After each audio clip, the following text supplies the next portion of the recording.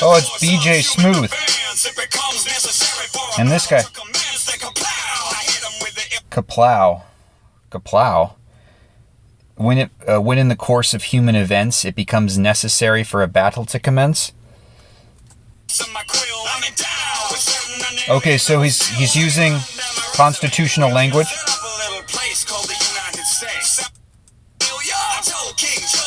Yeah. True. Okay, first draft. Okay, draft as in draft of the Constitution, and draft as in a sports pick.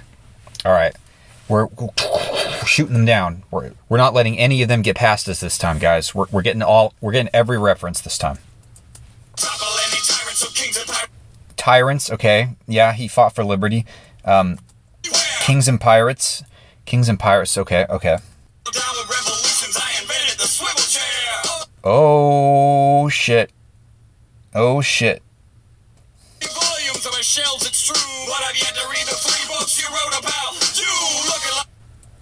Damn.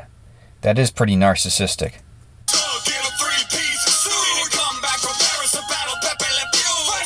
Huh.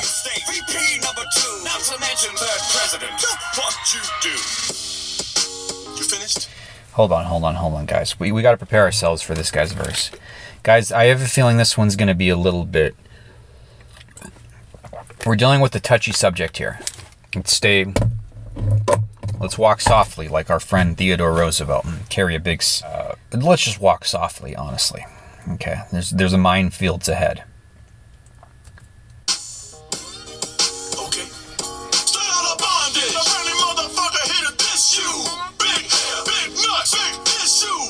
Okay. Straight out of Compton, by the way. Oh. Ghostbusters reference?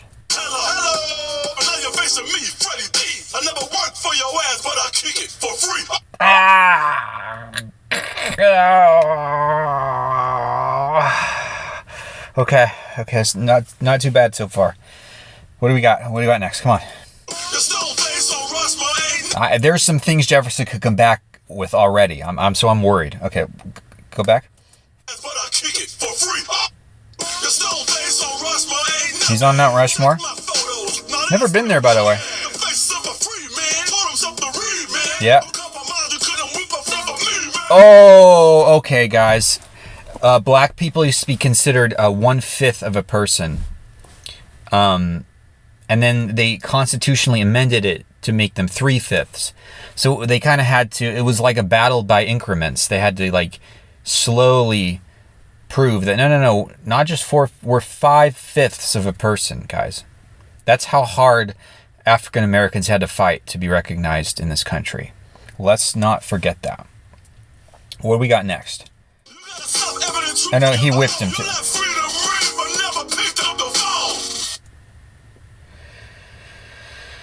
Okay. Oh, Frederick, I've never heard a verse I dug less. Alright, I admit it, I confess. I participated in a broken system that I hated, but I needed to keep my financial status situated and the...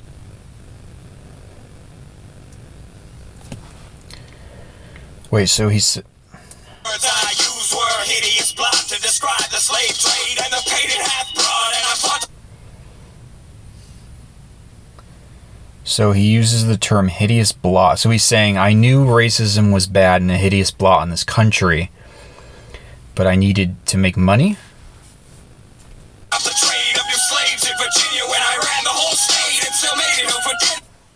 Okay, guys, but let's be honest. The other day I went into a Chinese supermarket, and there was a tank filled with live crabs, with their claws rubber banded, looking at me like this. They were kind of staring like this, like... I mean, they don't have expression, that's my point, guys. And so you could look at that and you go, I felt bad for them.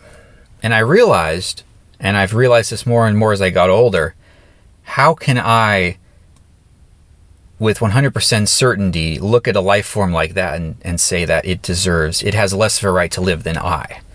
right?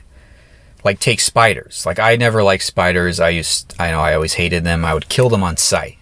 But as I've gotten older, in my 30s, I've started rethinking it. Maybe it's a bit like this situation, you know.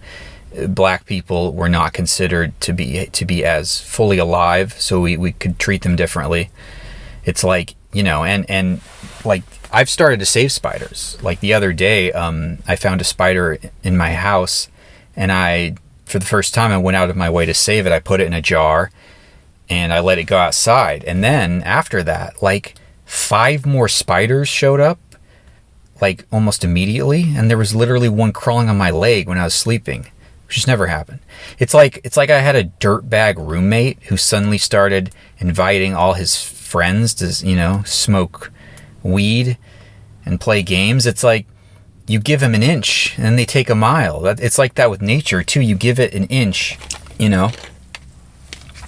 So, like, I've started killing them again. I can't be having spiders swarming my apartment. But we're talking about that's different than what we're talking about here. All right, let's go.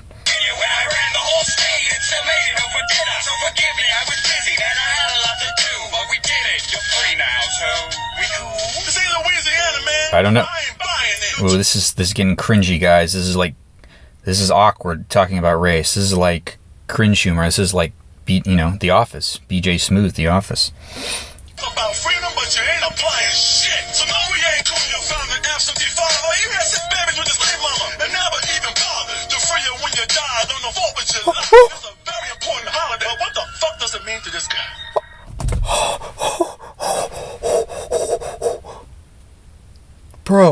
Bro, he just shot him with a hidden pistol, like one of those small hidden pistols out of the sleeve, like, you know, back in the olden days, the revolutionary times.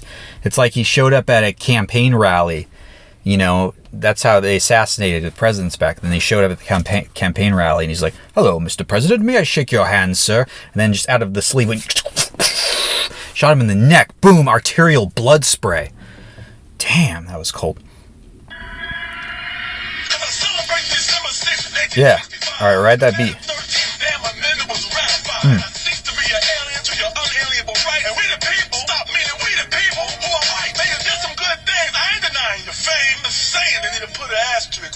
Next to your name.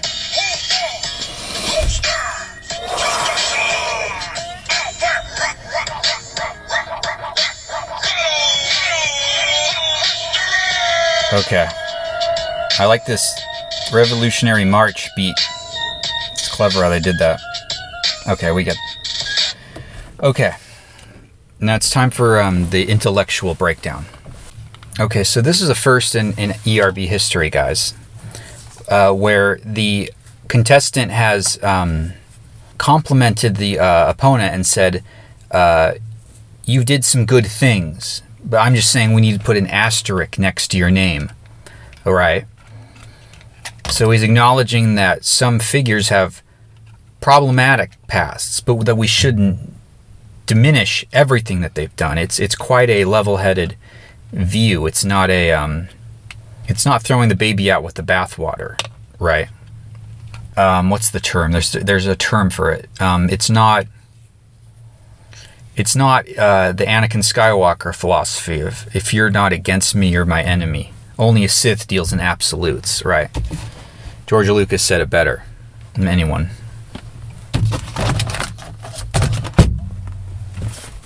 Okay. So, given that, and taking that into account, we have to turn the lens around and look at Mr. Frederick Douglass and say, what about you, sir? What is your legacy? And it's like, well, he's a published author, right? But what did he do really? He kind of said it best, didn't he? Jefferson, he said, third president, VP number 2, right? And then some third thing.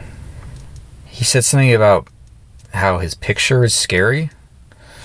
I don't know. It's a tough one, guys, but this is a tough one. I might have to think more about this one. This one, we might revisit some of these, honestly. Some of these are a little bit too deep to like penetrate the first time around. Because, I try and do the breakdown, but these are kind of off the cuff. It's improvisatorial. These are done pretty much in one take. I'm not, writing. I'm not planning this, so I can't fully really analyze it.